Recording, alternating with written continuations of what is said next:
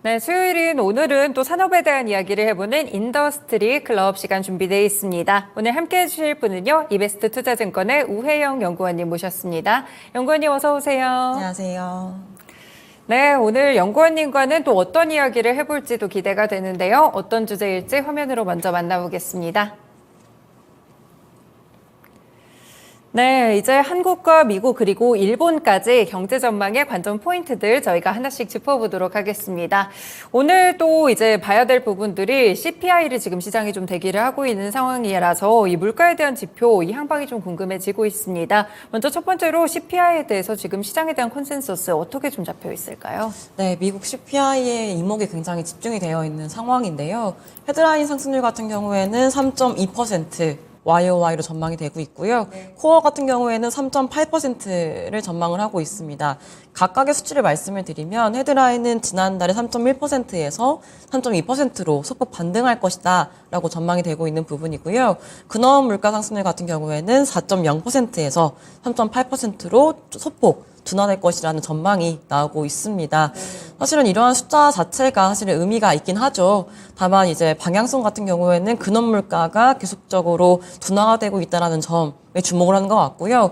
헤드라인 같은 경우에는 유로존 쪽에서도 반등을 한 것처럼 이번 미국 쪽에서도 조금은 올라갈 수 있지 않을까라는 생각이 있는 것 같습니다. 이번 숫자를 통해서 우리가 생각을 해봐야 될 점은요. 지금 현재 시장에서 생각하는 연준의 금리 인하 시점이 조금 빠르게 단행된다면 3월 달로 제시가 되고 있어요. 그래서 아마도 이번 물가 상승률이 만약에 전망이 부합하거나 아니면은 소폭 높게 나올 경우에는 사실은 금리 인하 기대감, 조기 금리 인하 기대감은 조금은 뒤로 미뤄질 수가 있다 정도로 보시면 될 것 같고요. 또 부합하거나 소폭 하회하는 전망보다도 낮게 나온다라고 하면 사실상은 이제 3월달 금리 인하 기대감이나 가능성이 조금은 다시 올라갈 수 있는 정도로 해석하시면 될 것 같습니다. 다만 이 숫자 자체가 1월 FOMC 1월 31일에 있고 한국 시간으로는 2월 1일에 확인이 될 텐데요. 그때의 뭐 금리 결정에는 조금은 영향이 좀 제한적일 것 같고요. 다만 앞으로 금리 인하 시점에 대한 전망을 했을 때 3월이 가능할지 아니면 조금 늦어질지 정도를 좀 가늠할 수 있는 지표일 것이다라고 분석을 하고 있습니다. 네, 그렇군요. 결국에는 금리 인하 시점이 상당히 좀 중요할 것 같습니다. 그렇기 때문에 저희가 물가 지표도 선행적으로 보고 고용 지표도 참고를 해보는 것 같은데요. 일단 연준이 지금 금리 인하 시기를 첫 번째로 어떻게 잡고 있는지 그리고 올 한 해 동안 좀 강도는 어떻게 진행될까요? 점도표가 가장 최근에 나온 게 12월 FOMC였습니다. 네. 12월 FOMC에서 시장이 딱 바라봤던 점도표의 레벨은 어떻게 분석하고 있냐면 일단 점도표를 통해서는 올해에 75bp 금리를 인하할 거다. 세 차례 뭐 25bp씩 내리는 거겠죠. 네. 그런 식으로 전망을 이제 연준에서 하고 있다는 게 확인이 됐는데 CME 페드와치라는 데이터나 내지는 블룸버그에서 확인할 수가 있는 선물금리 경로를 통해서 우리가 조금 시장에는 어떻게 반영을 하고 있나라고 보시면 3월부터 금리 인하한다고 지금 반영이 되어 있다고 말씀드렸었고 네. 75bp라는 점도표를 뛰어넘어서 125 또는 150bp 정도를 인하하는 것을 지금 반영을 하고 있다라고 보시면 될 것 같아요.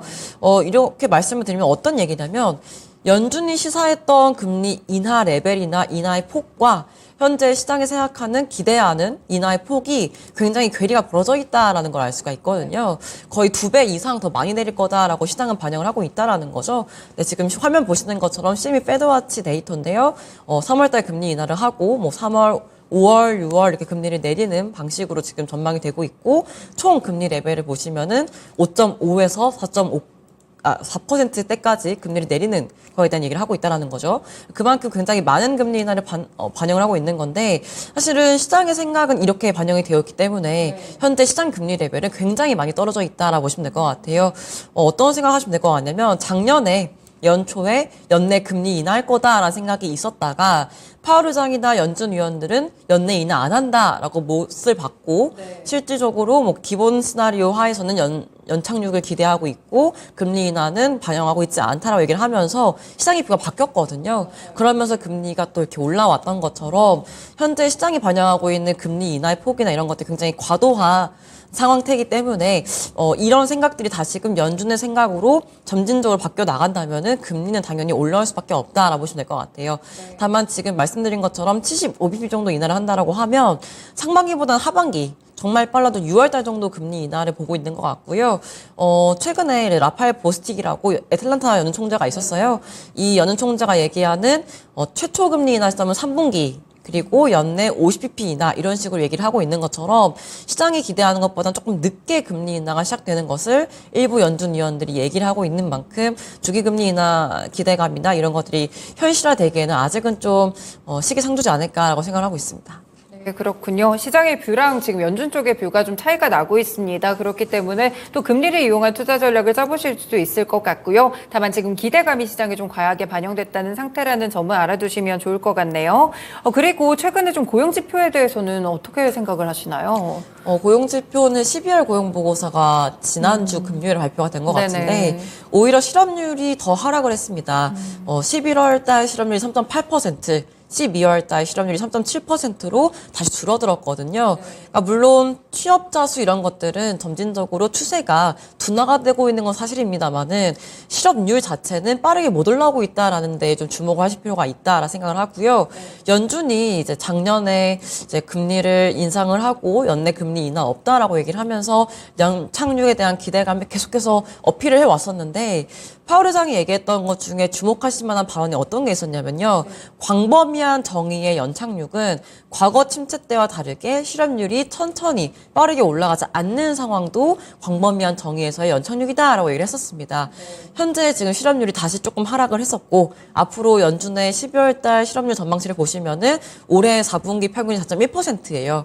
3.7에서 4% 초중반대, 초반대까지 조금씩 올라가는 거에 대한 얘기를 지금 여전히 가지고 있는 생각이기 때문에 말씀드린 것처럼 연착륙에 대한 기대감 여전히 연준은 가지고 있고 실업률의 방향성은 굉장히 더디게 올라갈 거다라는 전망을 내고 있다. 실업률이 천천히 올라온다는 얘기는 실업자 수가 빠르게 안 올라온다는 얘기이기 때문에 노동의 수요가 줄어들어도 노동의 공급이 굉장히 천천히 올라올 수 있다는 얘기인 거거든요. 그러니까 아직은 노동시장 측면에서 공급보다는 수요가 우위인 상황들이 나타날 것이다 라는 생각인 거기 때문에 고용 지표만 놓고 보면은 여전히 연준이 생각하는 완전 고용, 최대 고용이 달성되어 있는 상태다. 물가 랩을 보시면 2%를 상회하는 숫자가 나오고 있다 보니까 연준의 지금 역할은 물가 안정에 조금 더 총력을 기울여야 되는 상태고요. 고용 쪽에 문제가 빠르게 발생하지 않는다면 제가 앞서 말씀드렸던 것처럼 금리 인하를 1분기 내지는 2분기 초반에 가져가기에는 지표상으로는 좀 증거가 불충분한 정도이다라고 생각하시면 될 것 같습니다. 네, 알겠습니다. 일단 미국에 대한 시각들 저희가 함께 점검을 해드렸고요. 다음으로 이제 국내 쪽으로 넘어와서 이창용 한국은행 총재가 일단 올해 신년사에서 연준 쪽이랑 좀 차별화된 그런 통화 정책들을 강조를 했던 것 같아요. 그렇다면 내일 또 금통위가 있을 텐데 금리는 뭐 예상대로 동결이 될까요? 네, 동결 생각을 하고 있고요. 일각에서 제기하시는 불안한 부분들은 최근에 태영건설이라든지 태영건설 사태를 필두로 해서 여타 건설사들도 좀 문제가 생기면 어떡하나라는 점 때문에 한국은행도 좀 빠른 시점에 금리를 인하할 수 있지 않을까라는 얘기들을 하시는 것 같아요. 일단 정리를 먼저 해드리자면 물론 태영건설 이슈는 그리 좋은 소식은 당연히 아닐 거고요. 한국은행 입장에서도 조금 더 경계를 해야 되는 상황을 만들어준 건 사실입니다. 하지만 지금 한국은행이 바라보는 경기 상황이나 물가 레벨 이런 것들은 금리를 인하할 만큼의 부진한 건 아니거든요. 다시 말씀드리면 경기에 대해서 어떻게 보고 있냐면요. 작년보다 올해가 성장률이 올라올 것이다.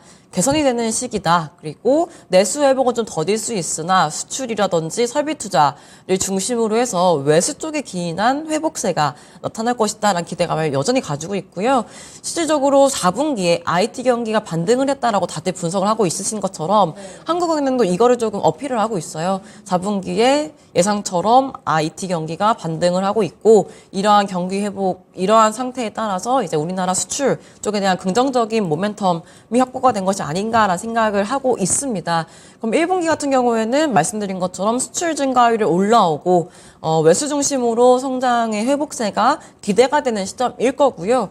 물가 같은 경우에도 이제 3% 초반대 3.1%를 기록을 하고 있는 것처럼 여전히 한국은행이 바라보고 있는 물가 목표인 2%를 큰 폭으로 상회를 하고 있다 보니 이제 금리를 인하를 할 상황은 아니다라고 보시면 될 것 같고요. 다만 말씀드린 것처럼 부동산 관련된 좀 불안감, 태형건설 사태라든지 내지는 뭐 비은행 금융권의 연체율이 올라오고 있다라든지 이쪽에 대한 부분들은 조금은 이제 우려가 되는 부분들이기 때문에 추가 인상은 사실 이제 어려운 상황인 거죠. 다만 이제 가계부채에 대한 사실은 상황도 최근에 주담대를 중심으로 소폭 올라오고 있다 보니까 이것도 모니터링이 필요한 시기다. 종합을 해보면 1분기 최소한 2분기 초반까지는 한국은행이 해야 되는 스탠스는 그래도 긴축적인 스탠스를 유지를 하면서 계속해서 가계부채의 딜레버리징, 물가에 대한 하방 압력을 주는 게 좀 필요한 시점이지 않을까라고 보고 있어서 이번 주에 있을, 특히 내일 있을 금통위에서도 동결할 것이다라고 보고 있는 거고요. 미국과 한국과의 그 디커플링, 통화정책의 차별화는 이미 몇 달 전 금통위부터 계속 얘기를 하고 있었던 부분이에요.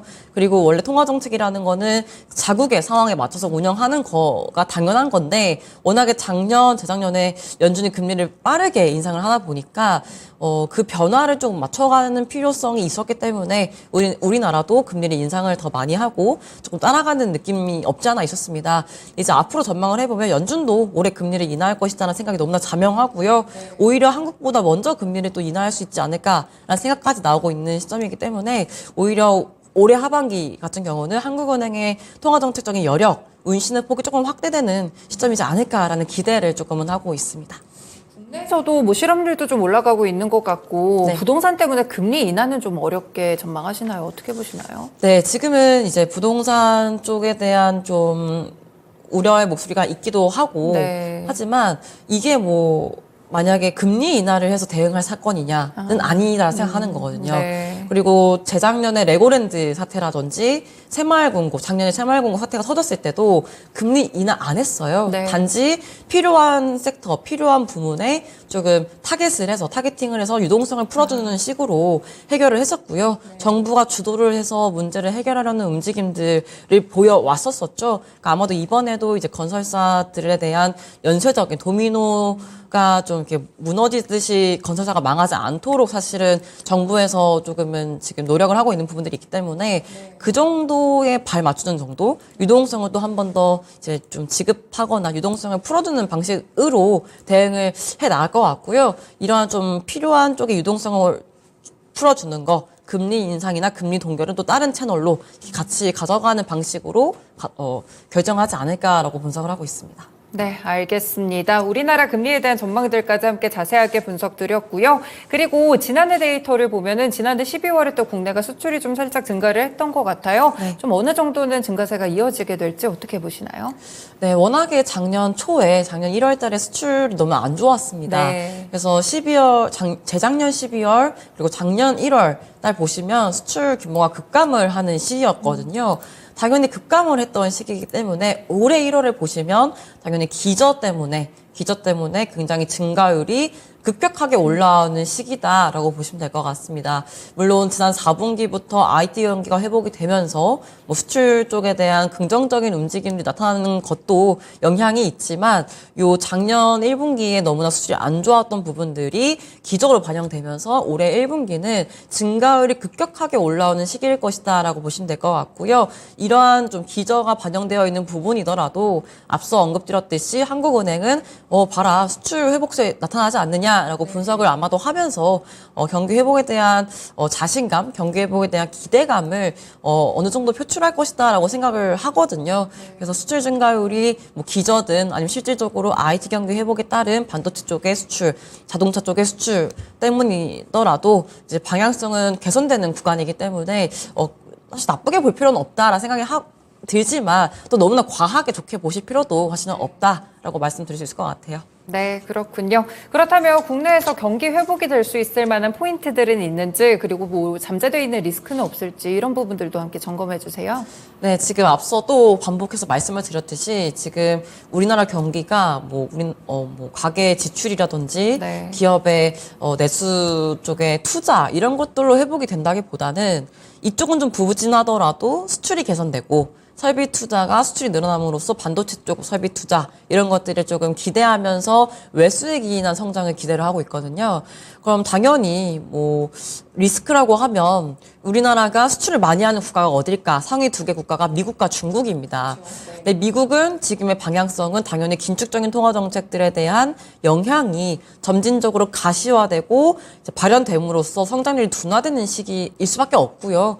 중국 같은 경우에도 부양책을 내고 있지만 워낙에 부동산 경기가 안 좋다 보니까 경기의 회복세나 경기의 그 반등이 그렇게까지 강하지 않을 수도 있겠다라는 좀 우려감들은 상존하고 있거든요. 그래서 당연히 우리는 이제 수출을 많이 하고 있는 미국이나 중국 쪽의 경기에 좀 좌지우지 될 수 있는 수출의 회복세를 좀 생각을 해보시면 만약에 경기가 중국이든 미국이든 좀 안 좋아 보인다. 좀 생각보다 경기가 빠르게 둔화가 된다라고 얘기 나오면 사실은 경기 회복세가 그리 강하지 않을 수 있을 만한 리스크가 남아있다인 것 같고요. 뭐 내수 쪽은 워낙에 점진적인 개선, 둔화가 좀 될 수 있다라는 뷰가 워낙에 지금 강하다 보니까 내수 쪽에 좀 기대를 걸긴 조금 어렵다. 다만 외수에 기인한 성장을 기대하고 있는데 이쪽에 대한 리스크는 미국이나 중국 쪽의 경기가 어떻게 될지 이게 좀 리스크 요인으로 남아있다라고 보시면 될 것 같습니다. 네, 미국과 중국의 경기 흐름 플로우를 좀 살아가 보시면서 우리나라도 예측을 해보실 수가 있을 것 같습니다. 이렇게 미국과 국내에 대한 이슈들 체크해드렸고요. 마지막으로 일본으로 좀 넘어가 볼게요. 사실 일본은행 지난해 막바지만 하더라도 저희가 또 이제 올해 정책 전환이 좀 빠르게 되지 않을까 그런 이야기들이 조금씩 나왔던 것 같은데 좀 안타깝게 지진이 좀 일어나게 되면서 결국 일본은행 측에서도 좀 긴축 정책을 어떻게 반영하는지 어떻게 바뀌는지 좀 지연이 됐던 것 같아요. 그래서 엔화 약세가 지속되고 있는데 일본 경제에 대한 흐름이랑 엔화 흐름까지 함께 체크해 주세요. 네, 그 성장률 측면에서는 원래 지진 나기 전까지만 보시더라도 앞서 언급드렸듯이 미국은 올해가 작년보다 둔화되는 시점, 네. 유로존도 뭐 침체기가 나왔던 지역이다 보니까 좀 낮은 성장률이 옆으로 기는 시점, 일본 역시 뭐 성장이 괄목하면서 성장은 아니지만 그래도 한 중간쯤에서 견조하게 버티는 성장세를 지금 전망을 하고 있거든요. 그러면서 미국과 이제 일본의 성장률 레벨이 좀 이렇게 크로스되면서 일본 성장률이 높게 나올 수 있는 구간이 아마 오래지 않을까라는 생각이 굉장히 강했었는데 자연재해는 사실 예상하지 못하는 이슈이기 때문에 갑작스럽게 이제 연초에 그러한 지진이 발생을 했기 때문에 이제 앞으로 좀 어떻게 갈지는 추가적인 지진의 피해가 얼마나 될지 아니면 추가적인 지진이 나타날지도 그 영향을 줄 수가 있는 하나의 포인트인 것 같아요.